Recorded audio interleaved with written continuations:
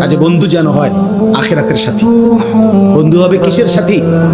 বন্ধু হবে আখিরাতের সাথী, বন্ধু হবে জান্নাতের সাথী, বন্ধু হবে নেক কাজের সাথী। ঠিক আছে ইনশাআল্লাহ? নেক কাজের। আল্লাহ কোরআনে বলছে, ওই যে আয়াত, ওই আয়াতে আল্লাহ বলছে নেক কাজের বন্ধুরা আমি আল্লাহ তাদেরকে ডাক দেব হাসরের ময়দানে, ইয়া ইবাদি, হে আমার বন্ধুগণ, বান্দাগণ, লা খাউফুন আলাইকুমুল ইয়াওমা ওয়ালা আনতুম তাহজানুন, আজকে তোমাদের কোনো ভয়ও নাই, চিন্তাও নাই।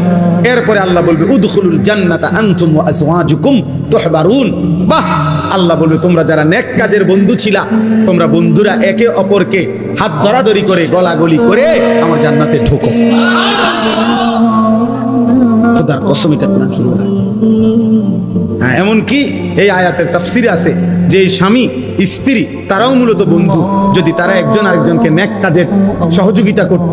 স্বামী স্ত্রীকে নামাজের জন্য উঠাইছে, স্ত্রী স্বামীকে নামাজের জন্য উঠাইছে, স্বামী স্ত্রীকে নেক কাজের দিকে ডাকছে, স্ত্রী স্বামীকে নেক কাজের দিকে ডাকছে, এরাও বন্ধু। আল্লাহ তাআলা বলবেন এই স্বামী স্ত্রী তোমরাও খুশি খুশি গলাগুলি করে হাত ধরাধরি করে তোমরা জান্নাতে ঢুকো।